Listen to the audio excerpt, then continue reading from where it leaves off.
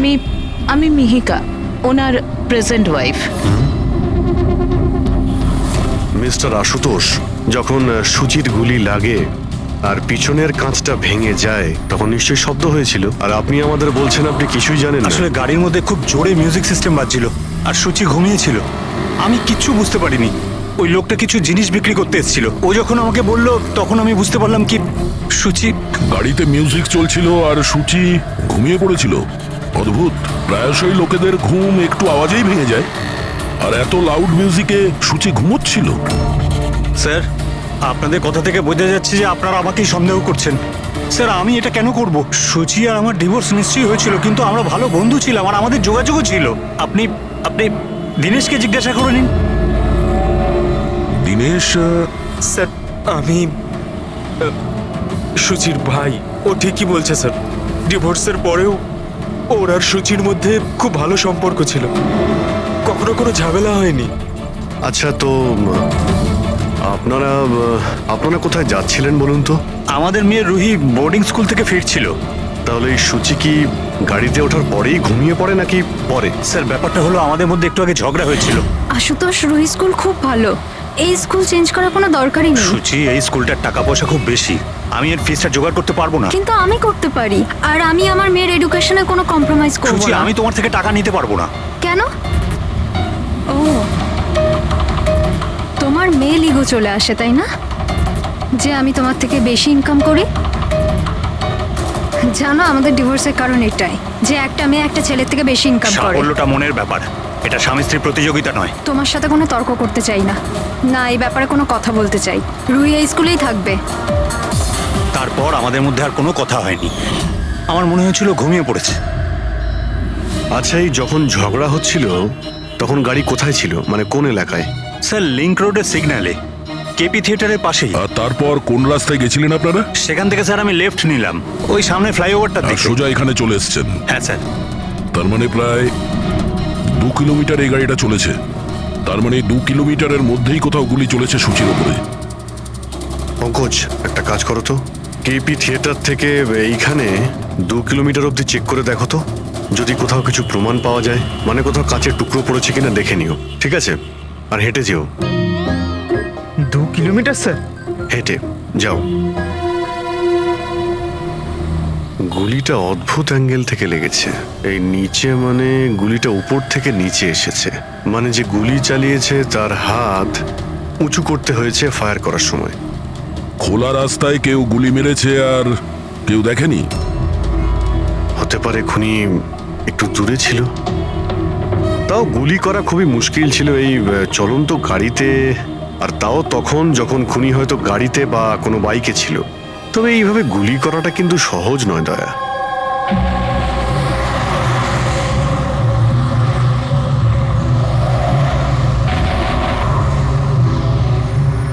রাস্তায় কোথাও গাড়ি দাঁড় করিয়েছিলে তুমি? সিগন্যালে দাঁড়িয়েছিলাম একবার, ব্যাস, আর কোথাও নয়। যদি সিগন্যালেও কেউ গুলি চালায় কিংবা অন্য কোথা থেকেও যদি গুলি চালায়, তাহলে এম করার সময় তো টাইম লাগবে। তাহলে কেউ গুলি মারতে কাউকে দেখলো না কি করে? হ্যালো? হ্যাঁ স্যার, ঠিক আছে স্যার, আমরা পৌঁছাচ্ছি। কি হয়েছে? এসিপি স্যারের ফোন ছিল, আর একটা লাশ পাওয়া গেছে কামরি ব্রিজের নিচে।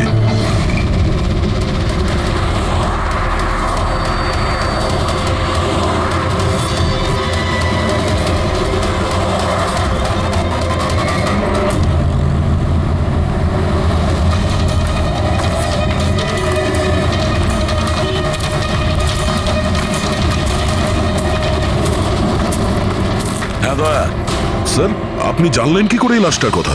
লোকাল পুলিশের কাছে আশেপাশের লোক কমপ্লেন জানিয়েছে। 2 ঘন্টা আগেই লাশ দেখেছে। মাথার পিছনে একটা চোট আছে আর পিঠের পিছনেও একটা গুলির চিহ্ন আছে। স্যার, একটা কথা মাথায় ঢুকছে না, কেউ একে এখানেই মেরেছে নাকি অন্য কোথাও মেরে এখানে নিয়ে এসেছে? দেখতে হবে ফেডরিক। স্যার, রাস্তায় একটা বাইক পাওয়া গেছে, আমার মনে হচ্ছে এই লোকটারই বাইক হবে।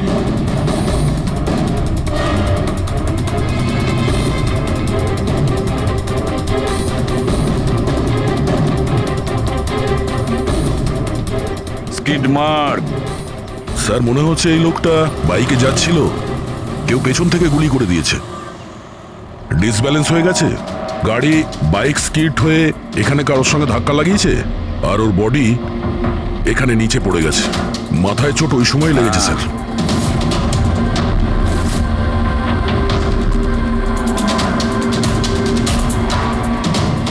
স্যার কিছুতেই বুঝতে পারছি না এই লোকটা কে। এর কোনো রকম আইডেন্টিফিকেশন নেই। আমি মিসিং পার্সনস ব্যুরোতে জিজ্ঞেস করে দেখবো কি? ফেডরিক, এত তাড়াতাড়ি কেউ মিসিং পার্সনস ব্যুরোতে রিপোর্ট করে না। একটা কাজ করো, আরটিওতে গিয়ে এই বাইকের রেজিস্ট্রেশন চেক করো, ওখানেই সমস্ত ডিটেলস পাওয়া যাবে যে মালিক কে। ওই কেসটার ব্যাপারে কি হলো কিছু জানতে পারলে? না স্যার, খুব অদ্ভুত কেস, বুঝতে পারছি না গুলি কে চালিয়েছে আর কোথা থেকে। পুরো এলাকাটা খুঁজে দেখেছি স্যার, কিন্তু কিচ্ছু পাইনি। ট্রাফিক পুলিশরা কি বলছে? স্যার ট্রাফিক পুলিশ, ওখানে দোকানদার যারা দাঁড়িয়ে ছিল তাদের সবাইকে জিজ্ঞেস করেছি, কেউ খুনির ব্যাপারে কিচ্ছু জানে না। তাহলে সূচির ওপর গুলি চললো কোথা থেকে? দেখতে হবে। স্যার আমি বলেছি তো আপনাদের, আমি জানি না সূচির গুলি কখন লাগলো, কিভাবে লাগলো। আশুতোষ, দীনেশ, মিহিকা, সূচির খুব কাছের না তোমরা তিনজন, কি তাই তো? তাহলে এটা বলো, সূচির মৃত্যুতে তোমাদের তিনজনের মধ্যে কার লাভ হতে পারে?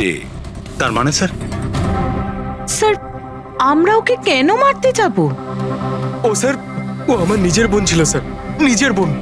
আমি নিজের বোনকে কেন মারতে যাব? কোটি টাকা পাওয়ার জন্য। আবার কি কোটি টাকা পাওয়ার জন্য? এতে আমার কি লাভ হতো স্যার? আমার আর সুচির তো আগেই ডিভোর্স হয়ে গেছে। হতে পারে ডিভোর্সই ওই কারণটা। ডিভোর্সের পরেও আমি আর সুচি অত্যন্ত ভালো বন্ধু ছিলাম, বন্ধুর মতোই মিশতাম আমরা। এটাও তো হতে পারে যে তোমার প্রথমা স্ত্রীর সঙ্গে যে সম্পর্ক ছিল সেটা হয়তো দ্বিতীয় স্ত্রীর পছন্দ ছিল না। স্যার আপনি এসব কি বলছেন?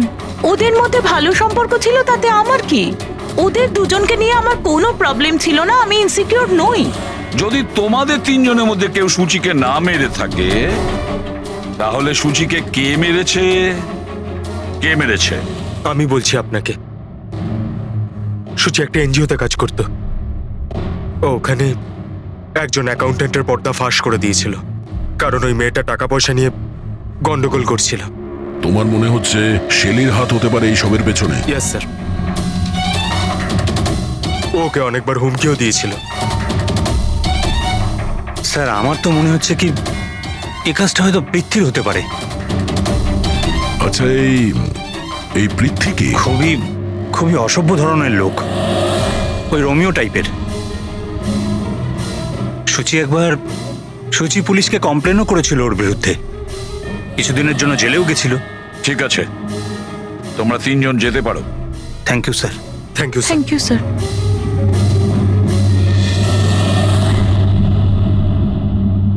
স্যার তিনজনকেই বিশ্বাস হচ্ছে না। এই তিনজনের উপর কড়া নজর রাখো। আর দয়া, স্যার, শেলি আর পৃথ্বী, ওদের দুজনকে ব্যুরোতে ডাকো। স্যার হ্যাঁ, আরটিও থেকে বাইকের মালিকের খবর পেয়ে গেছি। স্যার পৃথ্বী আর শেলির ফোন আনরিচেবল আসছে, তাই আমি ফ্রেডিকে বলেছি ওদের মোবাইল ফোনটা ট্রেস করতে। এ তো আমাদের ডেলিভারি বয় বিবেক। স্যার আমাদের বাইক তো ওই চালাতো। স্যার ওকে কে মেরে দিল? সেটা খোঁজারই চেষ্টা করছি। আচ্ছা, এই বিবেকের কারোর সঙ্গে কোনো শত্রুতা ছিল কি? না স্যার, ও তো খুবই সাদাসিধে ভালো ছেলে ছিল। কবে থেকে কাজ করছিল এখানে? গত 1 মাস ধরে রাজস্থান থেকে এসেছিল, খুব পরিশ্রমী ছিল। স্যার ও তো শহরে কাউকে চিনতও না। এ কোথায় যাচ্ছিল ডেলিভারি করতে? কোথাও নয় স্যার, আজ তো ওর ছুটি ছিল, ওই জন্য আমার বাইক নিয়ে ঘুরতে বেরিয়েছিল। আচ্ছা, ওর বাড়ির অ্যাড্রেস দিতে পারবেন? স্যার ওর বাড়ির অ্যাড্রেস তো নেই, ও এই দোকানেই শুতো। আচ্ছা, জিনিসপত্র কিছু? স্যার এই ওর একটা বাক্স আছে। এটা?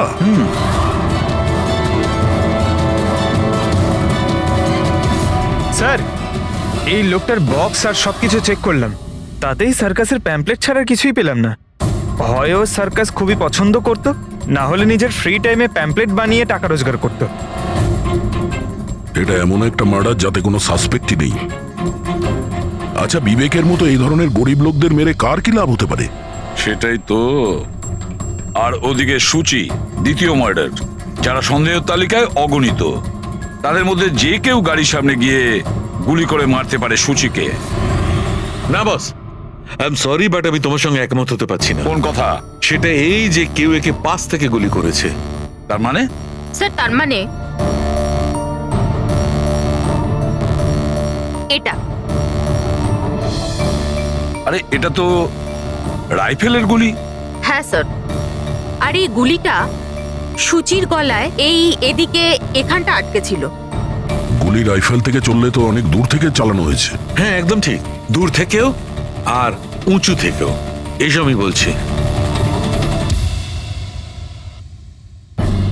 এই দেখো বস, 50 ডিগ্রি অ্যাঙ্গেল থেকে সুচিকে গুলি করা হয়েছে। গুলি এখান থেকে এসেছে, কারের কাঁচের জানলা ভেঙেছে আর গিয়ে এর গলায় লেগেছে। এই গুলি যে অ্যাঙ্গেল থেকে চলেছে ডক্টর, কত দূর থেকে চলেছে এই গুলিটা? এই ধরো 70 ফিট দূর থেকে। তার মানে কোনো উঁচু বিল্ডিং থেকে চালানো হয়েছে। সে তৈরি হয়ে বসেছিল বিল্ডিং এর ওপরে গুলি চালানোর জন্য। একটা কাজ করো, ওই এরিয়ার ম্যাপটা বের করো। গুলি গাড়ির বাঁদিক থেকে এসেছিল, আর বাঁদিকে প্রায় অনেকগুলো এরকম বিল্ডিং আর হাই রাইজ টাওয়ার আছে স্যার। যে জায়গায় ওদের দুজনে ঝগড়া হয়েছিল সেখান থেকে সুচির লাশ যেখানে পাওয়া গেছে, তার মধ্যে প্রায় 15 থেকে 20টা টাওয়ার আছে। এর মধ্যেই কোনো একটা বিল্ডিং থেকে গুলি চালানো হয়েছে।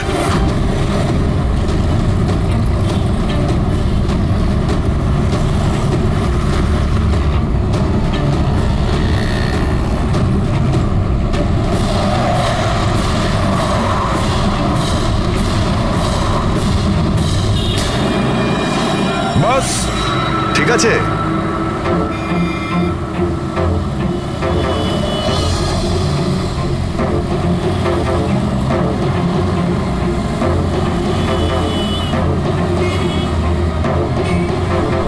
এই অভিজিৎ স্যারের হাতে ওটা কি? মার কাছে ফ্রেডি, ঠিক সেই হাইটে যে হাইটে সুচির গুলি লেগেছিল। আর আমার হাতে এই ডিজিটাল ডিস্টেন্স রিডার আছে। এর থেকে এই লেজার লাইট যদি ওই মার্কেট ঠিক যায় তাহলে তার মানে গুলি এখানে এই বিল্ডিং থেকেই চালানো হয়েছে। সব মাথার উপর দিয়ে গেল। ঠিক আছে, এটা এখনই করে দেখছি। হ্যাঁ দয়া, আমি তৈরি।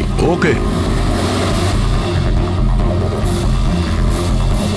অভিজিৎ, একটু ডান দিকে এসো, ডান দিকে। হ্যাঁ ঠিক হালকা আছে। হ্যাঁ একটু বাঁদিকে। ব্যাস ব্যাস ব্যাস, ঠিক আছে। একটু পেছনে, একটু পেছনে। দেখেছো, এই লেজার ঠিক ওই মার্কে হিট করছে না, হিট করছে না ওখানে। গুলি এখান থেকে চালাইনি স্যার। এক্স্যাক্টলি।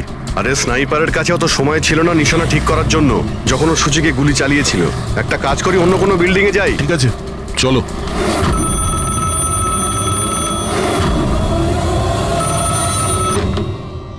হ্যালো।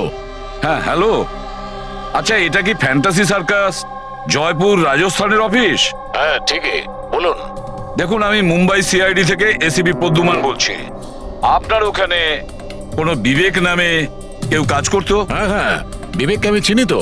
ও এই সার্কাসেই কাজ করতো। কেন, কি হয়েছে? কি কাজ করতো বলতে পারবেন আপনি? দেখুন স্যার, আপনার সঙ্গে সারাদিন ফোনে কথা বললে আমার শো ক্যান্সেল হয়ে যাবে। আমি আপনার কথা আমার মালিককে বলে দিচ্ছি, উনি আপনাকে ফোন করে নেবেন। ঠিক আছে? হ্যালো,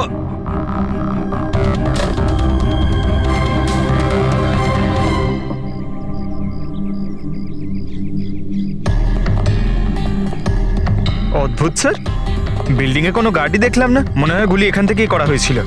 দেখছি। হ্যাঁ অভিজিৎ, রেডি আছো?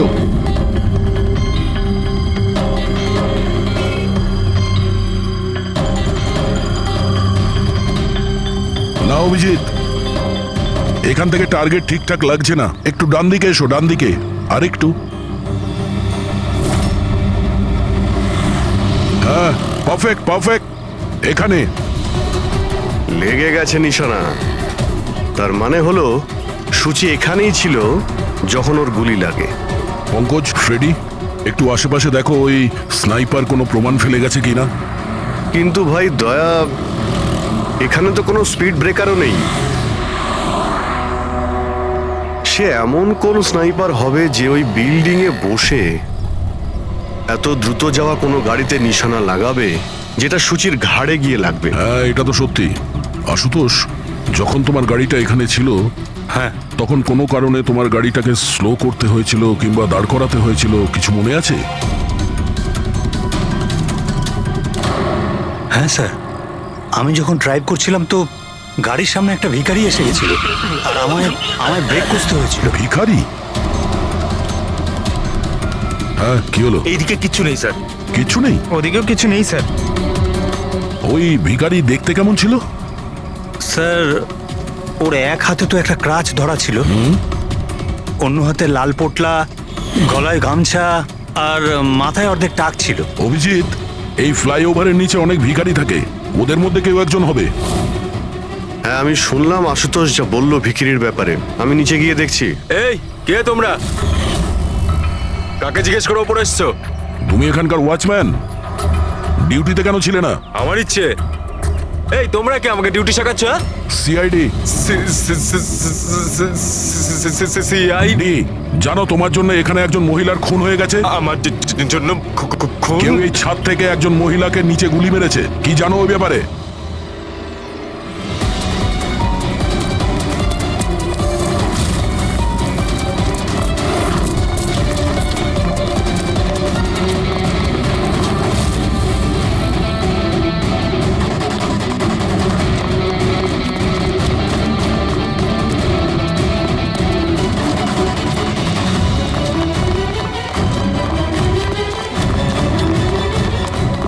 এই দাঁড়া বলছি।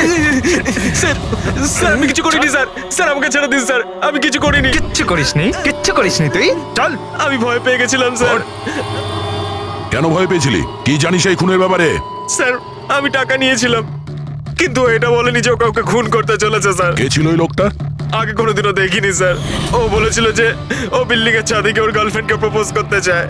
স্যার ও 2 ঘন্টার জন্য 15,000 টাকা দিয়েছিল স্যার। আমি তো এত টাকা এক মাসেও কামাইনি স্যার কোনোদিনও। স্যার ও হেলমেট পরেছিল আর চোখে চশমাও ছিল।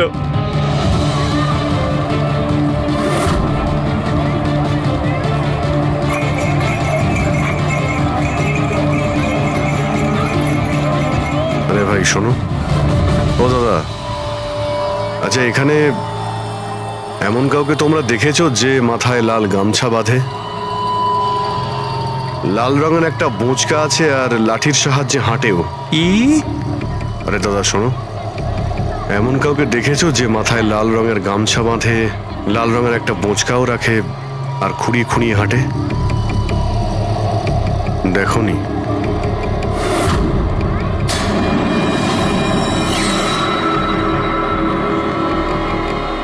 আরে ভাই শোনো, আরে ভাই শোনো, একটু কথা আছে। এই যে আরে এই কি করছো ভাই? দাঁড়াও। আরে ভাই দাঁড়াও।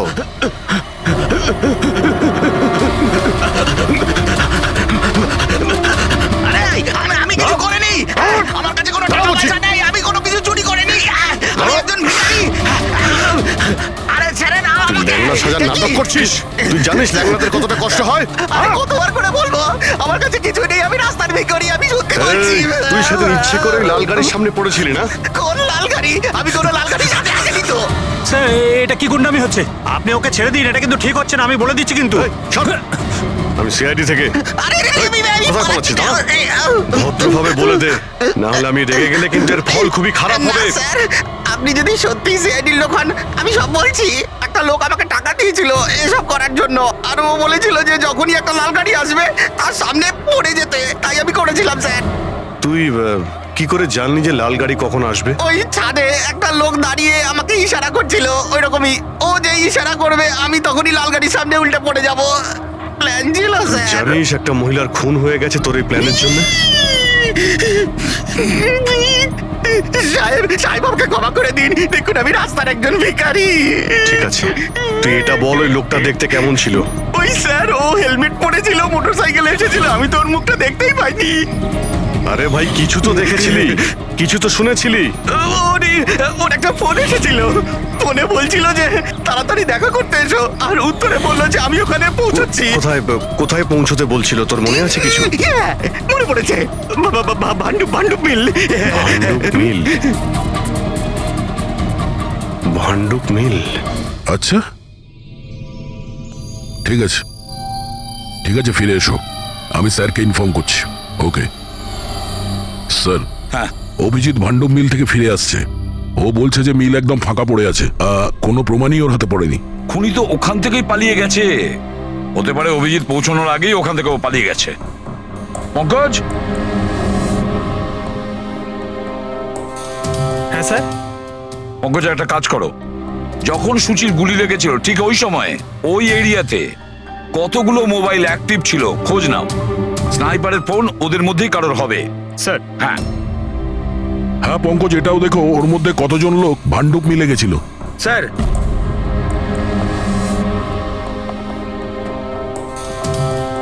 স্যার, এ হলো শৈলী, এনজিওর অ্যাকাউন্টেন্ট। সুচি একটা এনজিওতে কাজ করত। ও ওখানে একজন অ্যাকাউন্টেন্টের পর্দা ফাঁস করে দিয়েছিল। আর এ হলো পৃথ্বী, যার বিরুদ্ধে সুচি রিপোর্ট লিখিয়েছিল। সুচি পুলিশে কমপ্লেনও করেছিল ওর বিরুদ্ধে, কিছুদিনের জন্য জেলেও গেছিল। আপনারা কি করে ভাবলেন যে সুচির মৃত্যুর জন্য আমি দায়ী? হ্যাঁ স্যার, আমিও তো এমন কিছুই করিনি। আমি তো কারোর মার্ডার করিনি স্যার। শেলি, তোমার চাকরি চলে গেছিল সুচির জন্যে, আর তারপর থেকে তোমার এখনো পর্যন্ত কোনো চাকরি পাওইনি। ধার করে করে সংসারে খরচা চালাচ্ছ তুমি। হ্যাঁ, আর প্রীতি, এক সপ্তাহ তুমি জেলে ছিলে, নিজের এরিয়াতে তোমার খুব বদনাম হয়েছে, তাই তো? তো তো কি হয়েছে? যদি আমার কোনো বদনামের ভয় থাকতো তাহলে বাড়ি বদলে নিতাম। কারণ মার্ডার করতে যাবোই বা কেন আমি? আর স্যার, এমনটা নয় যে আমি কোথাও চাকরি পাচ্ছি না। বলতে পারেন আমি আমার মতো কোথাও চাকরি পাচ্ছি না, এই জন্য আমি কোথাও জয়েন করছি না। আপনাদের আশুতোষ আর তার নতুন স্ত্রী, তাকে এসব প্রশ্ন করা উচিত। ওদের জীবন সুখী নয়, কিন্তু সবাইকে দেখিয়ে বেড়ায়। আশুতোষ তো সুচির কাছে ফিরে যেতে চাইছে। হয়তো ও নতুন স্ত্রীকে নিয়ে খুশি নয়, তাই। আর স্যার, সুচির না ওর ভাইয়ের সাথেও বনিবনা ছিল না, সব সময় না ফোনে ঝগড়া করতে থাকতো। আচ্ছা, আর কি ব্যাপার নিয়ে ঝগড়া হতো এদের দুই ভাই বোনের মধ্যে? আসলে স্যার, দীনেশ আশুতোষকে হুমকি দিয়েছিল ও সুচির থেকে দূরে থাকার জন্য। হয়তো সুচির এটা পছন্দ হয়নি। আর স্যার, ও আমাকে আর একটা কথা বলেছিল, মেয়েকা হিংসে করে ওর আর আশুতোষের মেলামেশায়। 100% মনে হয় এদের মধ্যেই কেউ একজন ওকে মার্ডার করেছে। হ্যাঁ স্যার। আচ্ছা, ঠিক আছে, যেতে পারো তোমরা দুজন, কিন্তু একটা কথা ভালো করে মনে রাখবে, যতক্ষণ না আমাদের ইনভেস্টিগেশন শেষ হচ্ছে তোমরা শহর ছেড়ে বাইরে যাবে না। এই কেসে কারোর কথার উপর ভরসাই করতে পারছি না স্যার, মনে হচ্ছে সবাই মিথ্যে কথা বলছে। হ্যাঁ, সে যেই হোক খুব বড় প্ল্যানিং করেছিল। প্রথমে ভিখারিকে টাকা দিয়েছে, একটা ওয়াচম্যানকে হায়ার করেছে, আর তারপরে স্নাইপারকে হায়ার করেছিল। আর ঠিক সময় আসতেই ও সুচিকে গুলি করে মারে। স্যার। হ্যাঁ স্যার, যে সময় ওর ওপর গুলি চালানো হয়েছিল স্যার, তখন ব্রিজের আশেপাশে 2000 লোকের মোবাইল অ্যাক্টিভ ছিল। তাহলে ওই সময় কোন মোবাইল ফোন পান্ডু মিলের দিকে গিয়েছিল? একটা নাম্বার গিয়েছিল, কিন্তু সেটা প্রাইভেট নাম্বার, তাই ট্র্যাক করতে পারিনি। আর কি বলতে পারো এই নম্বরের ব্যাপারে? এটাই স্যার, ওটা মিল অব্দি গেছিল কিন্তু দাঁড়ায়নি, ওটা সোজা কামরি ব্রিজের দিকে চলে গেছিল, আর ওখান থেকে সিগন্যাল পাওয়া যাচ্ছিল না। কামরি ব্রিজ? স্যার, বিবেকের লাশটাও তো আমরা ওখানেই পেয়েছি, এটা কোনো কোইন্সিডেন্ট হতে পারে না? রাজস্থানে বিবেকের বাড়িতে ফোন করি, ওর ব্যাপারে পুলিশ কি ইনফরমেশন জোগাড় করলো জানতে হবে। দয়া, এই বিবেকও তো খুনি হতে পারে। কেউ বিবেককে খুন করে দিয়েছে? একজন খুনির খুন? অনেক কিছুই হতে পারে ফেডরিক, এই কেসে অনেক কিছু হতে পারে।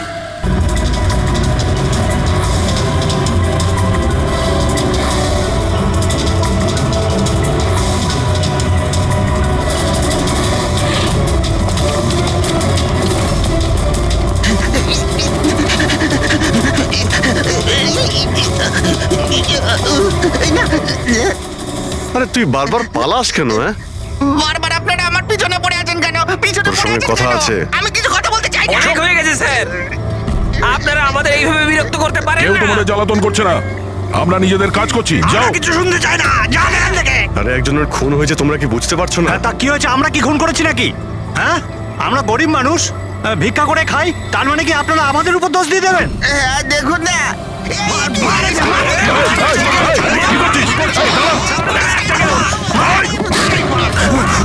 অভিজিৎ, তুমি ঠিক আছো?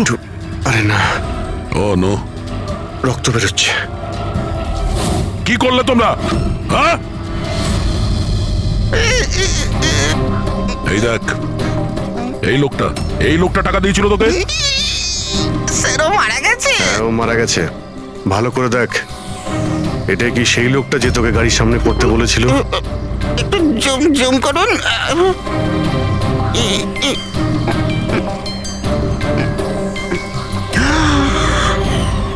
এমন ঘড়ি তো ও পড়েছিল।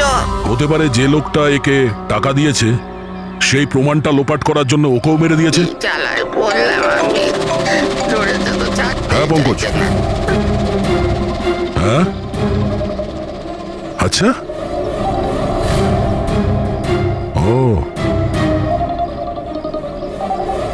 ঠিক আছে, ঠিক আছে, ওকে ওকে, থ্যাংক ইউ।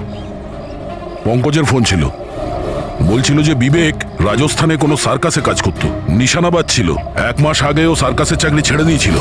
বলেছিল মুম্বাইতে একটা বড় চাকরি পেয়েছে ও। আর হ্যাঁ, যাওয়ার সময় ওই রাইফেলটা ওটাও চুরি করে নিয়ে গেছিল। রাইফেল চুরি করে এনেছিল? হয়তো সুচির সুপারি নিয়ে এখানে এসেছিল, আর দোকানে এই জন্য কাজ করতো যাতে ওকে কেউ সন্দেহ না করে। হ্যাঁ, আর এই পুরো ষড়যন্ত্রের যে মাস্টার মাইন্ড, সে নিশ্চয়ই রাজস্থানে গেছিল বিবেককে সুপারি দেওয়ার জন্য।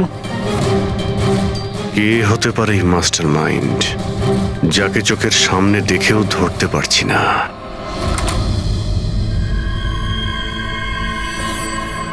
আরে মিস্টার আশু।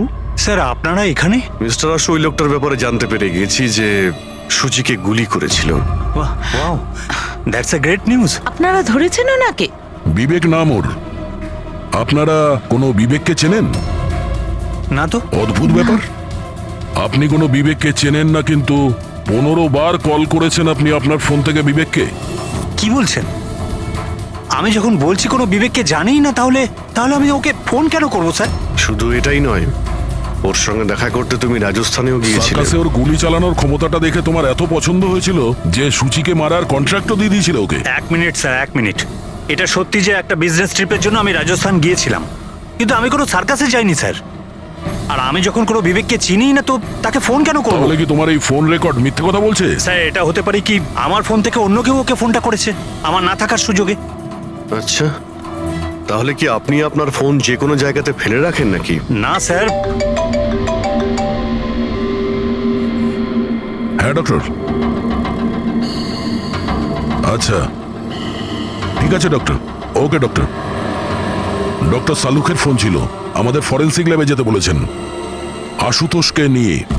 বস, মেয়েটা এইখানে বসেছিল, এই সিটে। আর এই অংশটা হচ্ছে সিটের পেছনের দিকটা, আর এটা হচ্ছে লিভার, যার দ্বারা সিটটা আগে পিছে হয়। আর এই লিভারটাকে জাম করে দেওয়া হয়েছিল। এই দেখো। লিভার জাম করে দিয়েছে? হ্যাঁ, তাই তো। বাস এইটুকুই স্যার?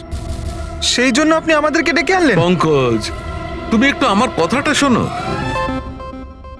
সূত্র এইটা নয় যে লিভারটা আটকে দেওয়া হয়েছে, সূত্রটা এই যে এটাকে জেনে বুঝে আটকে দেওয়া হয়েছে। কিন্তু স্যার, কেউ জেনে বুঝে সিটটাকে খারাপ করবে কেন? এটাও তো আমরাও ভাবছিলাম। আশুতোষ, তোমার এই গাড়ির সিট কবে থেকে এরকম হয়ে আছে? মানে কবে থেকে পেছনে আটকে আছে? স্যার, পরশু রাত অবধি তো ঠিক ছিল, কিন্তু কাল সকালে যখন বেরোলাম তখন রিক্লাইন কাজ করছিল না। আমার হাতে ঠিক করার মতো অত সময় ছিল না বলে এমনি বেরিয়ে গেলাম। ডক্টর সালুখে, সিটটা খারাপ হওয়া এই কেসটার সাথে কি সম্পর্ক? সম্পর্ক আছে ফ্রেডি। সম্পর্কটা হচ্ছে এইটা যে খুনি চাইছিল সিটটা পেছনে হেলে থাকে, সুচির পজিশনটা এইরকম থাকবে পেছনের দিকে। স্যার, ও যদি সামনে বসতো বা পেছনে বসতো তাতে খুনির কি এসে যায়? খুনির তো গুলি করারই ছিল। পঙ্কজ, তুমি এক কাজ করো, এখানে তুমি গাড়ির সিটটায় বসো। সারিকা, তুমি সুচির জায়গায় বসো। ধরে নাও আমি সুচি, আমি যখন এই সিটটায় বসেছিলাম তখন আমার মাথাটা এরকম ছিল। বস, সুচির এইভাবে বসার সুবিধাটা খুনি তখনই পাবে যখন ওর এম সুচি নয়, ড্রাইভিং সিটে বসা লোকটি হবে, মানে আশুতোষ হওয়ার কথা। কিন্তু আশুতোষকে কোনো কারণে খুব ব্রেক চাপতে হয়, ব্রেকের কারণে ঝটকা লাগে, আর সেই ঝটকায় সুচি ঝুঁকে যায়। আর বস, আশুতোষকে লাগার পরিবর্তে সুচির গুলি লাগে। স্যার, তার মানে আশুতোষ খুনি নয়, কিন্তু কেউ ওর খুন করতে চাইছিল। দয়া,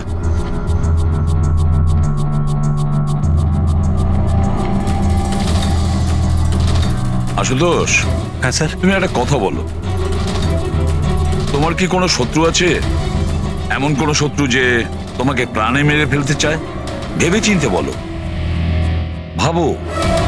না স্যার, আমার কারোর সাথে কোনো শত্রুতা নেই। না আশুতোষ, কেউ তো নিশ্চয়ই হবে যে তোমাকে প্রাণে মেরে ফেলতে চায়, তোমার সিটের লিভারটা জাম করে দিয়েছে। না স্যার, এটা তো হতেই পারে না, কারণ এই গাড়িটার একটাই মাত্র চাবি, আর সেটা সবসময় আমার কাছেই থাকে। আমি তো কিছুই বুঝতে পারছি না আমি স্যার, যে এসব কি করে হলো। কোনো ব্যাপার নয় আশুতোষ, ও যেই হোক না কেন আমরা খোঁজার চেষ্টা করব যে কে তোমাকে মারার চেষ্টা করছে। ঠিক আছে, চলো যাই, চলে এসো। হ্যাঁ স্যার। স্যার স্যার, আমরা আশুতোষকে ছেড়ে দিলাম কেন? খুনি যদি আবার ওর ওপর আক্রমণ করে তাহলে? দেখে যাও তুমি পঙ্কজ, এবার আমরা আশুতোষের প্রতিটা মুভমেন্ট ট্র্যাক করব, সব কথা আমরা শুনতে পাবো। স্যার, সেটা কিভাবে? দয়া যে ট্রান্সমিটার বাগ লাগিয়ে দিয়েছে।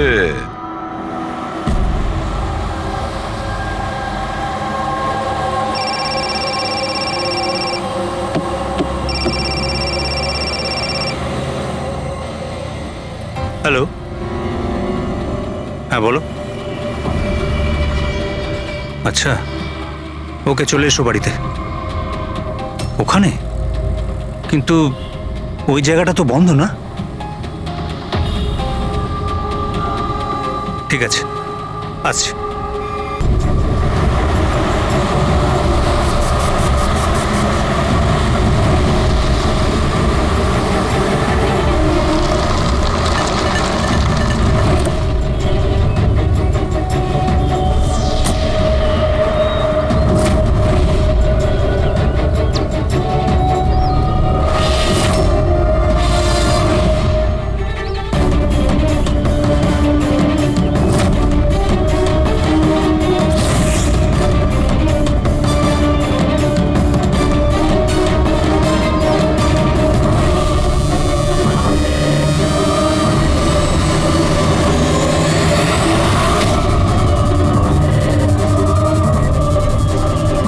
এটা কি করছো? গান? মাই গড, গুলির আওয়াজ পেলাম। দয়া, তাড়াতাড়ি চলো, আবার একটা যেন খুন না হয়। স্যার, এই তো আমরা পৌঁছচ্ছি। স্যার, আমাদের যে এই সাসপেক্ট আছে, এক্ষুনি খবর পেলাম যে ও রাজস্থান গিয়েছিল আশুতোষকে ফলো করতে করতে। ও তো আশুতোষের খুব কাছের লোক ছিল।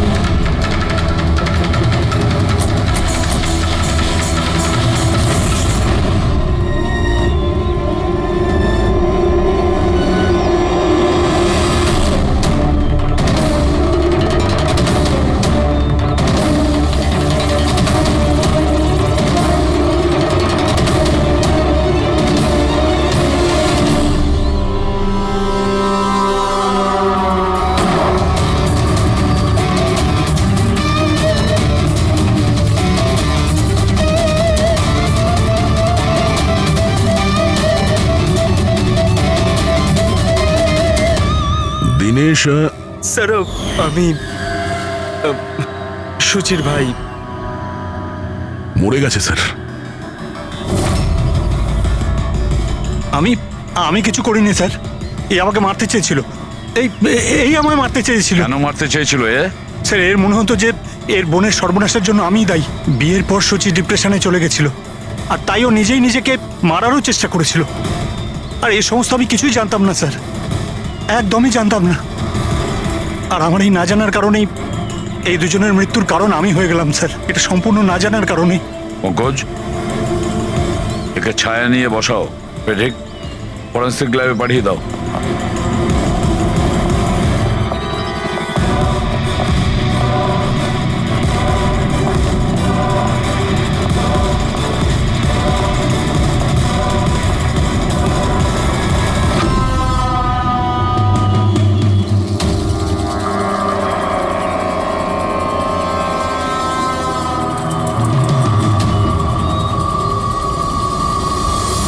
গল্পে একটা নতুন টুইস্ট। আশুতোষ,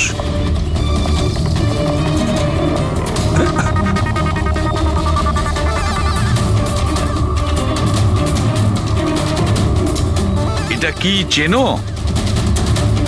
না স্যার, আমি ঠিক জানি না। জানো না? এক্ষুনি জেনে যাবে। পঙ্কজ, চেক করো ওকে। কিন্তু কেন? হাত উঁচু করুন, জানতে পেরে যাবেন আপনি। স্যার আমি তো কিচ্ছু করিনি, আমি নিরপরাধ। আপনারা কেন আমার তল্লাশি নিচ্ছেন? আমার কথা বিশ্বাস করুন স্যার, আমার কাছে কিচ্ছু।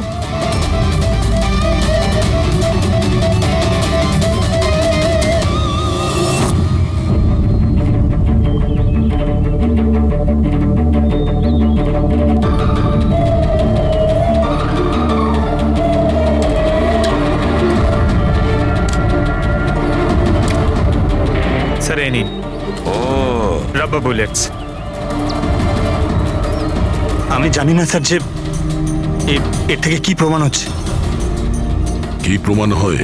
হ্যাঁ, তুমি এই বন্দুক দিয়ে দিনেশের খুন করেছো, আসল বুলেট দিয়ে। হ্যাঁ, তাহলে এই গানটা কি করে এলো তোমার কাছে? আর ওই নকল রাবার বুলেট, ওটা কি করে ফায়ার হলো আর কখন? স্যার প্ল্যান আমিই করেছিলাম, A to Z পুরো প্ল্যান আমার। সুচির মৃত্যু, দিনেশের মৃত্যু, আর ওই প্ল্যানটাও এই জন্য যে আপনাদের মনে হয় যে সুচির মৃত্যুটা ভুল করে হয়েছে, কিন্তু আসল টার্গেট আমিই ছিলাম। আর আপনাদের সন্দেহ যাতে দিনেশের উপর যায়। কিন্তু সমস্ত প্ল্যানটা নষ্ট হয়ে গেল, সবকিছু জ্বলে গেল। কেন মেরেছো তুমি সুচিকে? সুচিকে মেরে তুমি কি পেলে? সুচি আমার মেয়ে রুহিকে নিয়ে চিরকালের জন্য দেশ ছেড়ে চলে যেতে চেয়েছিল, আর এই কথাটাও আমার কাছে লুকিয়েছিল। আপনারাই বলুন স্যার, আমার একমাত্র মেয়েকে নিজের থেকে দূর কিভাবে করতে দিতাম? আর সেই জন্য তুমি বিবেক মানে একজন শার্প শুটারকে টাকা দিয়েছো নিজের স্ত্রী সুচিকে মেরে ফেলার জন্য, আর যেই ও তোমার কাজ শেষ করেছে ওকেও মেরে দিয়েছো। তুমি দিনেশকে কি এমন কথা বলেছিলে যে ও মারার জন্য তোমাকে এখানে চলে এলো? আমি আমার ওয়াইফকে দিনেশের কাছে পাঠালাম। কি?